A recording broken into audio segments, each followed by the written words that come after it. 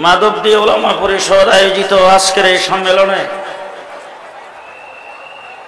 আমি আপনাদের সামনে এসে দাঁড়িয়েছি। আমার কোনো টেনশন নাই,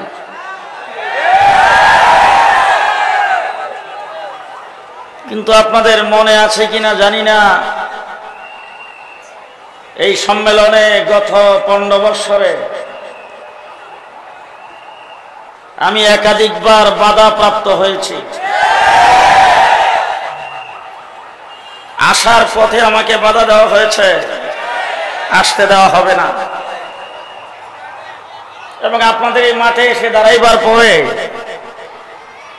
আপনাদের চেহারার মধ্যে যখন তাকাইছি তখনও দেখছি কেমন যেন একটা আতঙ্কের ভাব। আজকে সেই ভাব নাই। বারবার আমার মনে পড়ছে আল্লাহ তাবারক ওয়া তাআলা হযরত মূসা আলাইহিস সালামের গায়ে প্রচন্ড শক্তি দিয়েছিলেন। একজন লোকরে মূসা আলাইহিস সালাম এমনিতে একটা থাপ্পড় দিয়েছে, মারার উদ্দেশ্যে না, থাপ্পড় খায়া জায়গায় শেষ। এরপরে মূসা আলাইহিস সালামের হাতে আল্লাহ পাক দিয়েছিলেন লাঠি। লাঠি দেওয়ার পরে আল্লাহ বলছিলেন ইজহাব ইলা ফিরাউন। ইচ্ছা করলে মূসা আলাইহিস সালামের হাতের থাপ্পড়ের মাধ্যমে অথবা লাঠির মাধ্যমে আল্লাহ ফিরাউনকে ধ্বংস করতে পারতেন, কিন্তু আল্লাহ মূসা আলাইহিস সালামকে বলছেন মূসা পানি দিয়া ধরুন, ওয়েটিং সি। নমরুদকে আল্লাহ পাক ইচ্ছা করলে যে আগুন জ্বালাইছিল হযরত ইব্রাহিম আলাইহিস সালামকে জ্বালাইবার জন্য, সে আগুনকে নমরুদের রাজপ্রাসাদে লাগায়া নমরুদকে আল্লাহ শেষ করতে পারতেন, কিন্তু আল্লাহ তাবারক ওয়া তাআলা ইব্রাহিম খলিলকে বলছেন ইব্রাহিম ল্যাংড়া মশা দিয়া ধরুন। আব্রাহা বাদশাহ বাইতুল্লাহ ধ্বংস করার জন্য আসছে। আল্লাহ রাব্বুল আলামিন আব্দুল মুত্তালিবের কানে কানে বলছেন আব্দুল মুত্তালিব তুমি তোমার দলবল নিয়ে পাহাড়ের উপরে যায় তামসা দেখো, আমি আল্লাহ 150 লাখের পাখি দিয়ে ধরবো। এক একটা পাখি 150 লাখ ওজন, সাথে 3টা করে গ্রেনেড। আব্রাহা বাদশাকে আল্লাহ তাবারক ওয়া তাআলা তার হাতির পাল সহ আবাবিলের মাধ্যমে ধ্বংস করে দিয়েছেন। হেফাজতে ইসলাম বাংলাদেশ, বিএনপি, জামাত সহ বিরোধী দলের সকলকে আল্লাহ ডাক দিয়া বলছেন থাম, ছাত্রদের দিয়া ধর্ম। কুচিকাচা ছাত্রদেরকে মাঠে নামিয়ে দিয়েছেন, পেছনের দরজা দিয়া বাগজে বাতাস ছাড়তে ছাড়তে। আমার বন্ধুগণ, বাংলাদেশে গত 17 বছরে যারা নির্যাতিত হয়েছে, বিএনপি নির্যাতিত হয়েছে, জামাত সহ অন্যান্য দল নির্যাতিত হয়েছে, আপনাদের বিরুদ্ধে হাজার হাজার মামলা দেওয়া হয়েছে, লক্ষ লক্ষ নেতাকর্মীকে জেলখানার ভিতর বন্দী করা হয়েছে, শত শত নেতাকর্মীকে গুম করা হয়েছে, অনেককে গুলি করে হত্যা করা হয়েছে, অনেক হাজার হাজার আহত হয়েছে। আপনাদের সকলের নির্যাতন যদি একসাথে করা হয় আমার শাপলা চত্বরে এক রাত্রির সমান হবে না। রক্ত সবচাইতে বেশি আমরা দিয়েছি, বাংলাদেশে রক্ত দিয়ে আমরা এই সরকারকে পেছনের দরজা দিয়ে ভাগতে বাধ্য করেছি। দেশ আমার, এই মাটি আমার, আমরা দেশেরই নাগরিক। বন্যার পানিতে ভেসে আসি না, আমরা কি দেশের ঘর জামাই? মামুর বাড়ির বাদাই মা, আমরা মামুর বাড়ির বাদাই মা না, দেশের ঘর যাবেও না। আজকে গোটা বাংলাদেশের এই সরকারের পদত্যাগের পরে পুলিশ বাহিনী যখন তাদের কাজকর্ম থেকে হাত গুটায় নিয়েছেন, যখন ঘোষণা দিয়েছে তারা কাজে যোগদান করবে না, গ্রামে গঞ্জে রাস্তাঘাটে যখন অস্থিতিশীল পরিস্থিতির সৃষ্টি হয়েছে, বাংলাদেশের রাস্তাঘাট গ্রামে গঞ্জে আমার কওমি মাদ্রাসার ছাত্ররা পাহারা বসাইছে। বাংলাদেশের রাস্তাঘাটে কোথাও পুলিশ নাই, ট্রাফিক নাই, যানজটের যখন সৃষ্টি হয়েছে আমরা কিন্তু কেউ পিছিয়ে থাকি নাই। স্কুল কলেজ ইউনিভার্সিটির ছাত্রদের কাঁধে কাঁধ মিলে আমার কওমি মাদ্রাসার ছাত্ররা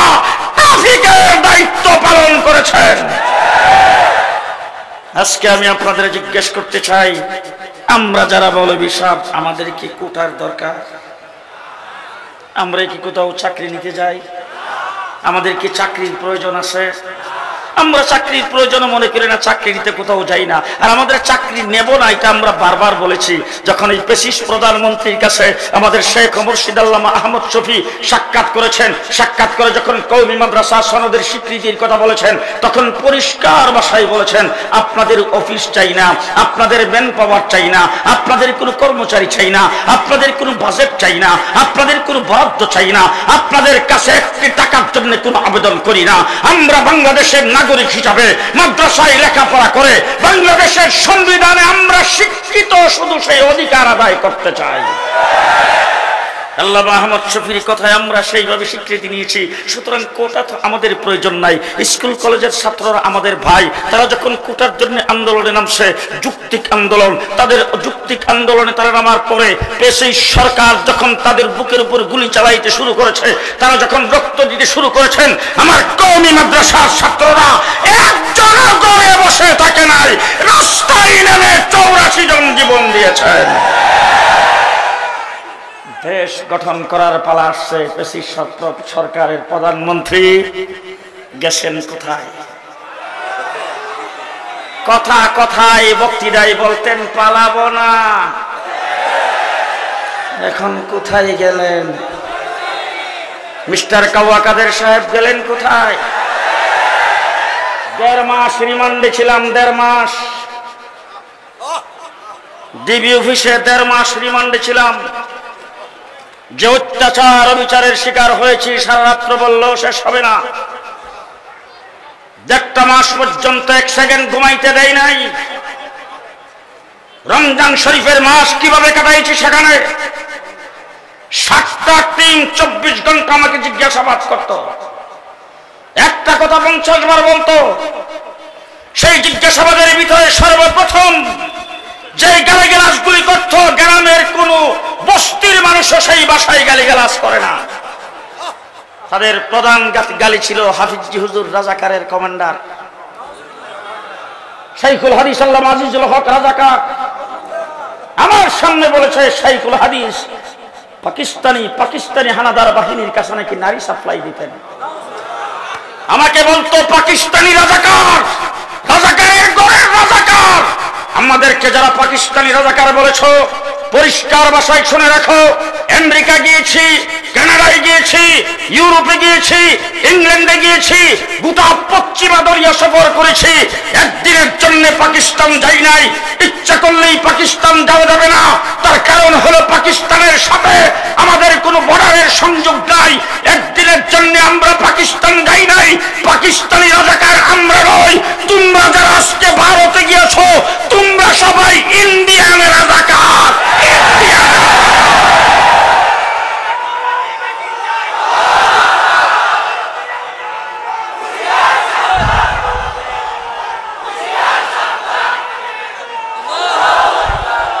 স্বাধীন সার্বভৌম বাংলাদেশে রাজাকারের দিন শেষ। ইন্ডিয়ান রাজাকার বাংলাদেশে আর কোনোদিন ইন করতে পারবে না। আপনারা একমত? আপনারা একমত? আপনারা একমত? আজকে পেশিস সরকারের প্রধানমন্ত্রী ভারতে যায় বসে, মোদির কোলে বসে সর্বপ্রথম ট্রাম্প কার্ড ব্যবহার করেছেন। সংখ্যালঘুদের উপর নির্যাতন হচ্ছে। আমার কওমি মাদ্রাসার আলেম ওলামায়ে কেরাম, সংখ্যালঘুদের স্থাপনা আমরা পাহারা দিয়েছি, একটা সংখ্যালঘুদের গায়ে আঁচল লাগতে দেয় নাই। সাম্প্রদায়িক সম্প্রীতির দেশ বাংলাদেশ। আজকে জাতিসংঘকে জিজ্ঞেস করতে চাই, ওআইসিকে জিজ্ঞেস করতে চাই, ইউরোপিয়ান ইউনিয়নকে জিজ্ঞেস করতে চাই, ভারতকে জিজ্ঞেস করতে চাই, আমার দিবালোকের মধ্যে আদালত পাড়ায় একজন আইনজীবীকে যেইভাবে সবাই করে হত্যা করা হয়েছে, যদি একজন হিন্দুকে ভারতে হত্যা করা হতো, তাইলে আজকে মুসলমানদের অবস্থা কি হতো? কিন্তু আমরা যদি ইচ্ছা করতাম, 1 ঘন্টার ভিতরে বাংলাদেশের কোন হিন্দু এই দেশে থাকতে পারত। 1 ঘন্টার ভিতরে সমস্ত হিন্দুকে চাকাই করে দিতে পারতাম। কিন্তু আমরা তাদের নাগরিক ভাই, তাদের উপরে কোনো একটা আচর আমরা দেই নাই। আমাদের আইনজীবীকে হত্যার প্রতিশোধে আমরা একজন হিন্দুকে আমরা মারি নাই। কোন একটা হিন্দুর স্থাপনায় আক্রমণ করি নাই, কোন একটা মন্দিরে আক্রমণ করি নাই। সাম্প্রদায়িক সম্প্রীতির দেশ বাংলাদেশ, তারপরে তুমি ইসকনকে মাঠে নামাইছো, সংখ্যালঘুদের উপর নির্যাতন হচ্ছে, হিন্দু সম্প্রদায়কে দিয়ে বিবৃতি দিচ্ছ।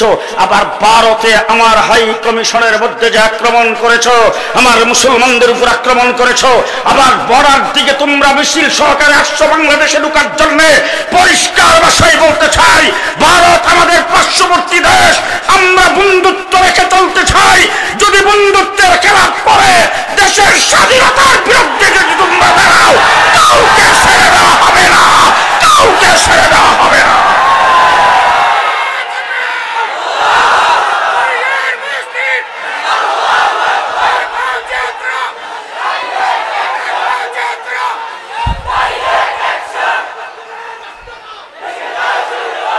আজকে আমার বাংলাদেশের কোন রাজনৈতিক দল যদি মনে করে ভারত নারাজ হয়ে গেলে ক্ষমতায় যাইতে পারবে না, ভারতের সঙ্গে তাদের সমর্থন থাকতে হবে, ভারতের সঙ্গে সম্পর্ক থাকতে হবে, ভারতকে নারাজ করা যাবে না, নারাজ করলে ক্ষমতায় যাইতে পারবে না। পরিষ্কার ভাষায় বলে দিচ্ছি, ভারতের সাথে সুসম্পর্ক রেখে ভারতের সঙ্গে আঘাত করে ভারতের তুষণ নীতি কায়েম করে বাংলাদেশের সামনে কাউকে ক্ষমতায় যাইতে দেওয়া হবে না, কাউকে ক্ষমতায় যাইতে দেওয়া হবে না। আমরা সংখ্যায় কম হতে পারি, আমাদের রাষ্ট্র ছোট হতে পারে, আমাদের কাছে অস্ত্র কম থাকতে পারে, আমাদের সেনাবাহিনীর সংখ্যা কম হতে পারে, আমাদের কাছে ভারী অস্ত্র না থাকতে পারে, কিন্তু একটা কথাই বলতে চাই, আমরা মুসলমান।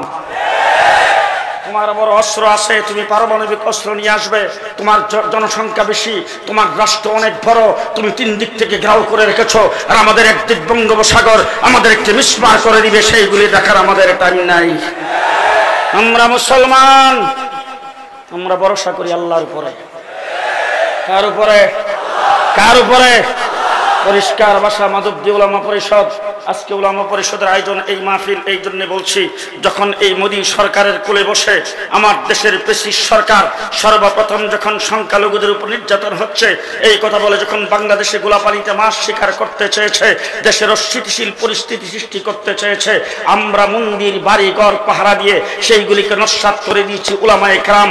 2 নম্বরে বলতে চাই, পানি ছেড়ে বাঁধ খুলে দিয়ে আমার ফেনী, চট্টগ্রাম, নোয়াখালী, কুমিল্লাকে পানিতে ভাসায় 74-এর মতো দুর্ভিক্ষ সৃষ্টি করে বাংলাদেশে গোলাবাড়িতে মাছ শিকার করতে চেয়েছিলে, আমরা সেই পানি বন্দী মানুষের কাছে বাংলাদেশের আইম্মায়ে মাসাজিদ উলামায়ে কেরাম 1 নম্বরে যায় দাঁড়িয়েছি এবং তাদেরকেও পুনর্বাসন করেছি।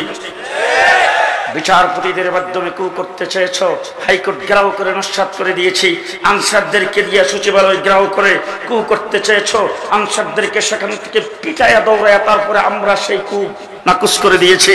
আমার বন্ধুগণ, বাংলাদেশে যখনই যেই দিক থেকে আসতে চাইছো, শুনছিলাম গত 10 তারিখে নাকি আইবা, তুলারাশি দিয়ে বাড়ির সালাম দিয়েও পাওয়া যায় নাই।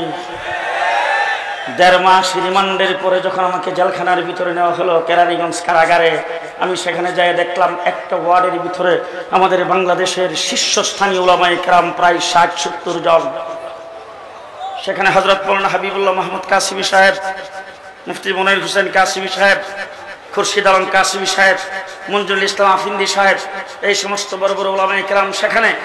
ঘটনা চক্রে তাদের মধ্যে বয়সের দিক থেকে আমি সিনিয়র, আমি যখন সেখানে গমন করেছি সকলে আমাকে দেখে তখন হু হু করে কান্না শুরু করে দিয়েছেন। আমি সকলকে থামাইয়ে দিয়ে ওখানে একটা কথা বলেছিলাম, সেই কথাটা আজকে আপনাদেরকেও শোনায় যায়। আমি সকলকে বলেছিলাম, নির্যাতিত হচ্ছেন, শাপলা চত্বরে আমরা রক্ত দিয়েছি, 2021 সালে ভাস্কর্য বিরোধী আন্দোলনে রক্ত দিয়েছি, মোদী বিরোধী আন্দোলনে রক্ত দিয়েছি। আজকে জেলখানার ভিতরে ফাঁসির কাষ্ঠে আমাদেরকে রাখা হয়েছে, সেখানে রিমান্ডে নির্যাতিত হয়েছি, জেলখানার ভিতরে নির্যাতিত হচ্ছি। শত নির্যাতন আপনারা মাথা পেতে নিচ্ছেন, জেনে রাখেন আমি ভবিষ্যৎবাণী করে যাচ্ছি, আল্লাহর উপর ভরসা করে এমন একদিন আসবে আমার দেশের কোনো নাতি লজ্জায় বলবে না দাদা আওয়ামী লীগ করত। আজকে কি সেদিন আসছে? আজকে কি সেদিন আসছে? রাস্তাঘাটে গ্রামে গঞ্জে লজ্জায় কেউ বলে না আমি আওয়ামী লীগ করি। ঠিক কিনা বলেন? ঠিক কিনা বলেন? সুতরাং আমার ভাইরা, আজকে ভারত আমাদের দেশের মধ্যে নাক গলানি দিচ্ছেন, অস্থিতিশীল পরিস্থিতি সৃষ্টি করতে চাচ্ছেন। আজকে স্বাধীনতা বিরোধী, বাংলাদেশ বিরোধী, রাষ্ট্রদ্রোহী শেখ হাসিনা, আওয়ামী লীগের দূষকরা ভারতের কুলে বসে বাংলাদেশের বিরুদ্ধে গভীর ষড়যন্ত্র শুরু করে দিয়েছেন। যেইভাবে 5ই আগস্টে আন্দোলন সংগ্রাম করে দেশকে স্বাধীন করেছি, আগামী দিনে দেশ গঠনের জন্য যদি কাফনের কাপড় গায়ে মাখতে হয় তা প্রস্তুত আছি। কে কে প্রস্তুত আছেন হাত করে দেখান।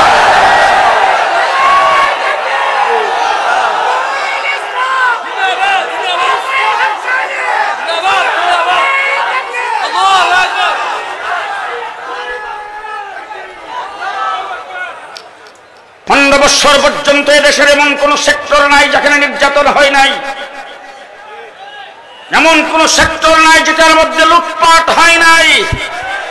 মিস্টার আমু সাহেব গ্রেফতার হয়েছে, ওনার বাসার লিফটের নিচে শত কোটি টাকা,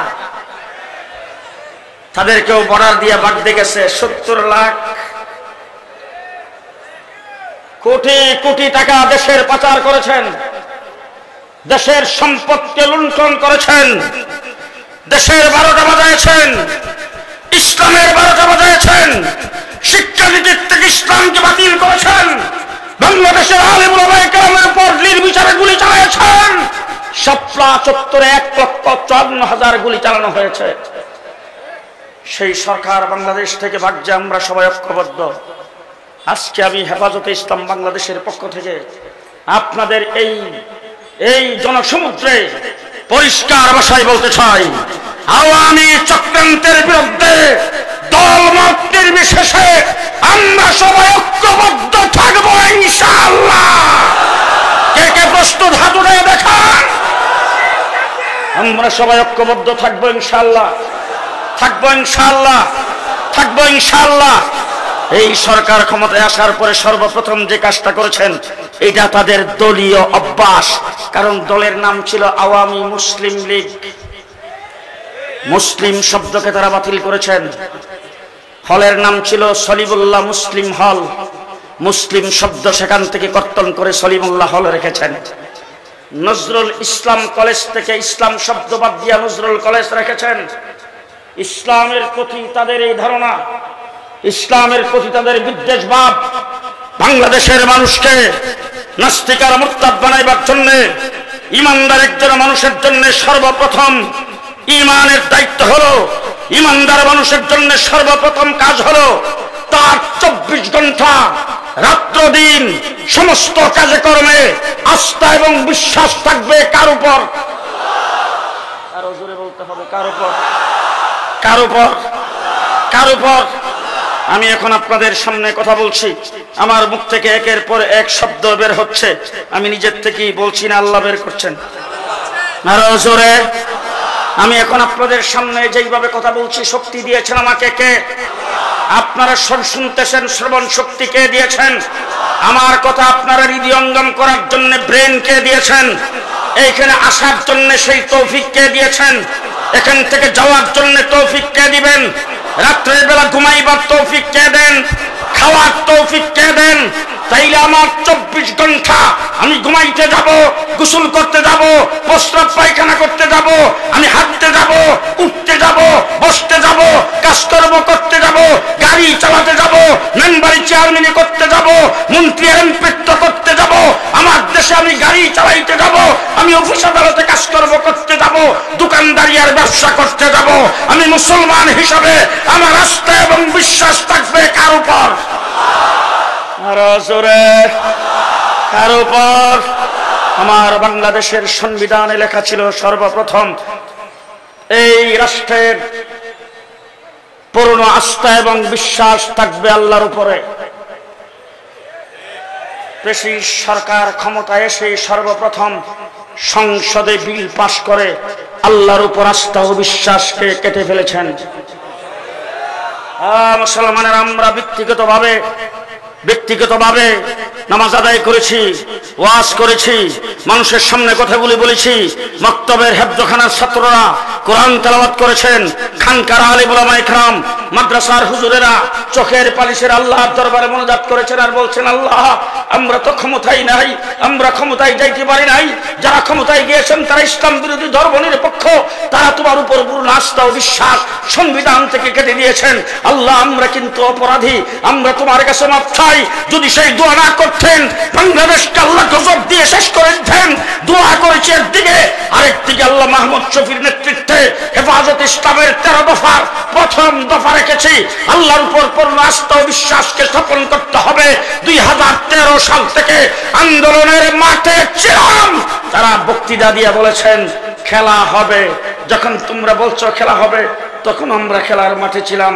তোমরা জেলখানায় নিয়েছো, জেলের ভিতরেও খেলার মাঠে ছিলাম, জেল থেকে বের হয়ে খেলার মাঠে ছিলাম।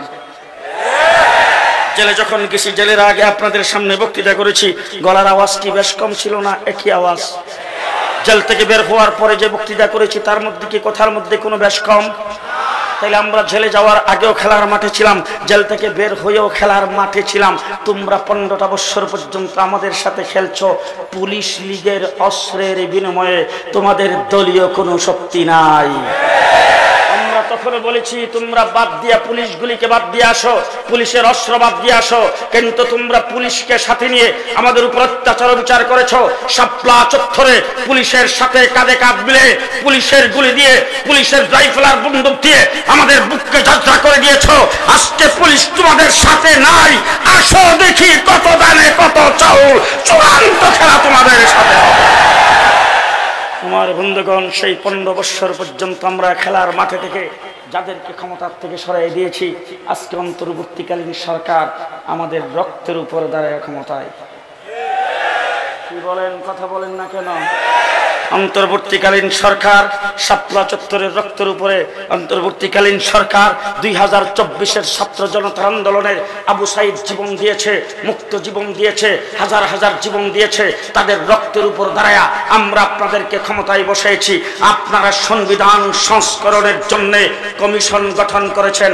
আজকের জনসমুদ্রে মাদুদ্দি উলামা পরিষদের এই মাহফিল থেকে সর্বপ্রথম দাবি জানাতে চাই, সংবিধান যারা সংস্কার করবে, সংবিধানের সর্বপ্রথম আল্লাহর উপর পূর্ণ আস্থা ও বিশ্বাস আবার লিখিত হইতে হবে। রাজি থাকলে হাত তুলে দেখান। রাজি আছেন? রাজি আছেন?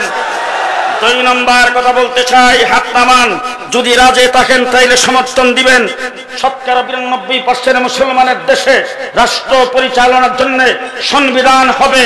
সংবিধানে কোরআন হাদিস ইসলামী শরীয়তের সাথে সাংঘর্ষিক কোনো শব্দ থাকতে পারবে না। রাজি আছেন? রাজি আছেন? রাজি আছেন? 3 নম্বর কথা বলতে চাই, বাংলাদেশের সংবিধানে কেউ যদি আল্লাহকে